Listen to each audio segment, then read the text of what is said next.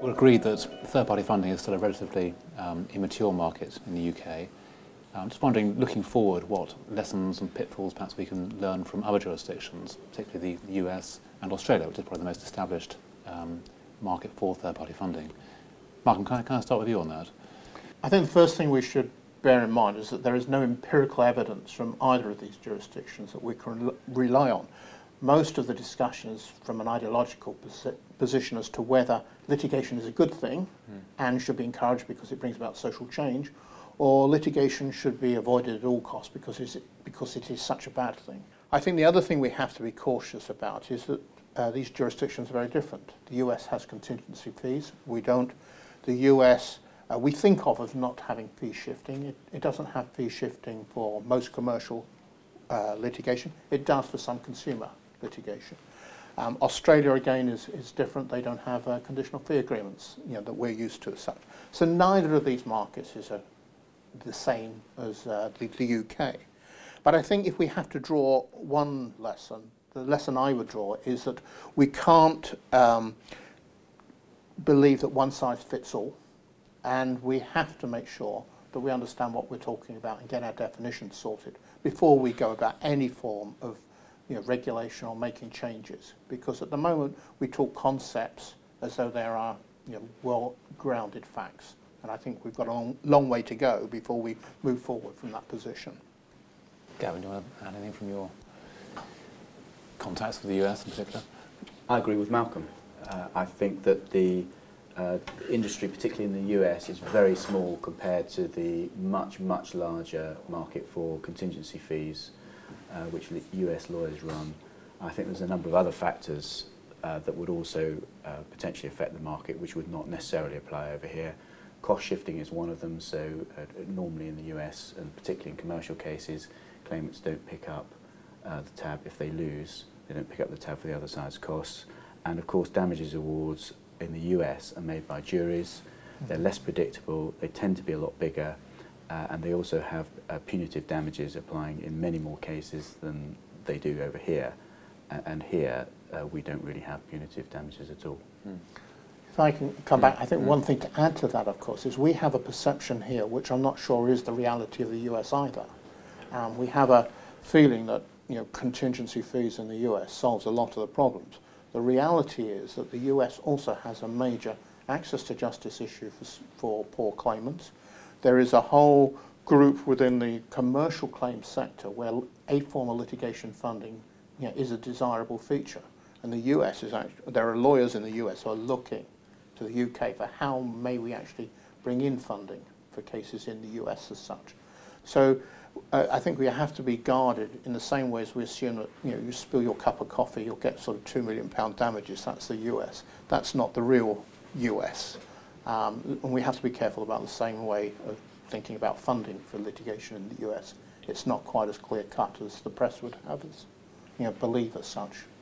I think the other thing with the Australians and the US situation is that certainly in Australia they've gone much further where they now have control. The funder has control. I mean, you go into, I'm told, you go into a funder's office in Australia and it's like going into a law firm because they've essentially almost put the clients into a box here and said, well, here we are, we've got our bag of clients and here's our case and we're going to be in charge of everything. And that's a development they made about 3 or 4 years ago. And in the US, when you listen to US funders, even if they haven't quite gone that far, they have a much higher view of he who pays the piper. Yes, I'm interested. Yes, I'm going to control. Yes, I'm going to do this. I have to say, and about Neil might have a differing view, I have to say that the way that we work with lawyers in this country and clients, I don't feel the need for that. It may be that things change in the future and I want to have more control, but I feel that the way the relationship works at the moment, on the whole, works very well, and we've no need to go that far. And we don't need to be saying, well, I pay the price and I should be in charge. Nobody's going to forget that we're paying the costs of these cases, but there remains, I think, a nicely balanced relationship. So I don't feel the need for where they've gone to be here yet. I'd agree with that. I think that the relationship works well. And I think it's one of the things that enables people to take up the funding is that they can understand the funder's role and that they're still retaining control of their case. And if you're talking about a significant commercial entity, a large corporate, corporate doesn't want to sell its case to us. It wants us to fund it and work with them in partnership, and that's really the nature of the relationship. It's a partnership or joint venture. And I think that model is very successful, and we see lots of requests for funding coming from abroad, from elsewhere in continental Europe, from Australia, from New Zealand, and from the US. So all over the world we're getting requests for funding. And I think that to some extent reflects the profile of London as a centre for dispute resolution. But it also it shows, I think, the success of this as a particular model for it. So you're getting requests for funding for disputes being heard here? Disputes being heard abroad, or right. being heard in Why are people not arbitration. going to more local funders, or the industry just doesn't exist, or what? It may be that the industry doesn't exist. It may be that they will have maybe spoken to those who don't like the way relationships work. It could be a whole host of things. Got to be very careful that they haven't asked them and they've said no because it's a terrible case. Yeah. Well, that too. Yes, yes, exactly. So no, it's amazing the international interest in coming to us. Yes. When you get a case, do you ask the question, has this case been considered and rejected by another funder? Yes. Right, okay. One thing that might be interesting actually is the extent to which the third-party funding industry in the UK might change in time if we have contingent fees coming in, because Lord Justice Jackson in his report certainly doesn't seem to be objecting to them. I personally think they are inevitable in the next 5 to 10 years. And in America, it seems to me that the lion's share of the litigation that is funded is generally funded on a contingency by the lawyers. And of course, they will be the ones who have the first choice because they meet the potential claimants first. So that would be interesting to see whether that actually harms the third-party funding industry. Do you see it as a threat? We don't see that as a particular threat. I think the first question is to what extent law firms will pick up contingency fee work. We've seen commercial firms being very slow to take up conditional fee arrangements, and I'm not sure they'll have that much more appetite. I mean, the difference between us is and law firms, we are an investment business, we run a small team and can deploy capital across a basket of cases. Law firms have to staff those cases, they are people intensive, and they require cash flow. And I'm not sure that that people intensive model sits very comfortably with the investment model that we can run. And I think those two would be in tension. I'm not sure that I actually agree with all of that, because certainly I would be looking as an entrepreneur in running a contingency firm of lawyers, as a funder.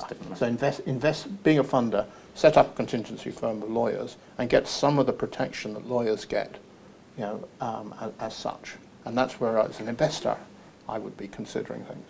But the number of those who operate like that in the US is tiny still. Yes. It is. I think it's still a myth that with the number of cases that come to us, and our first question is, the lawyer says, this is a great case, okay, you could do it on a contingency fee, why haven't you? Our firm doesn't do this. This is in the US. So, Erin Brockovich does not cover the whole thing. And so it's really clear that I agree. I actually, Gary was talking about, he should talk about funding and I should talk about contingency fees. I did to Jax. I said, they're a good idea, bring them on, because it's another option for clients. I don't think they are a huge competitive threat. They might take some cases away, but I think they've got much greater value, perhaps in other aspects of the market, and therefore help promote the access to justice. So I'm not concerned about that at all. Well, the other thing about contingency fees is it brings more people to lawyers to start with, or to funders, or whoever. It brings more people to the table. I've been in favour of contingency fees for a very long time, and I don't see them being in any way in conflict with funding. I think one proviso to that, I agree with that, but I think you have to then make sure that the conflict issues are dealt with, because if there are conflict issues with funding, conflict issues with a lawyer on a contingency fee are that much greater. I think you first have to deal with that.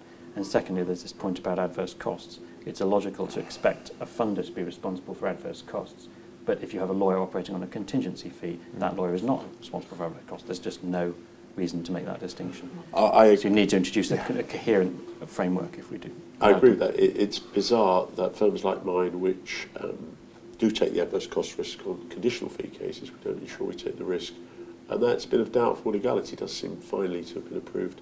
There's a Court of Appeal decision out at the moment, but so lawyers who want to take the risk have effectively been punished. And the reason for that, of course, is this is the old legal establishment.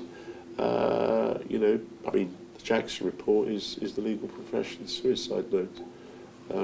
Quite a good one, but it is. These things will change. these things will change. But you can do contingency fees in employment tribunal matters. I would guess it's 500,000 been done that way. I've personally done over 2,000. You're absolutely right about conflict, but that's, you know, we're hardwired, or whatever the expression is, to deal with that. But you're absolutely right. And the key there is an agreement up front that covers as many bases as possible.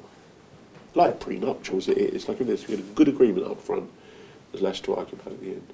I still think that if contingency fees come in here, they will be much less prevalent than they are in the States, for the reasons that we've already discussed.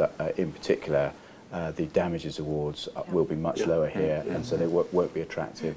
Another factor is a lot of these contingent fees are in some kind of class action, whether it's in a business context or consumer context, and in the US it's much easier to form the class where they have a sort of opt-out in broad terms, whereas here at the minute the rule is opt-in.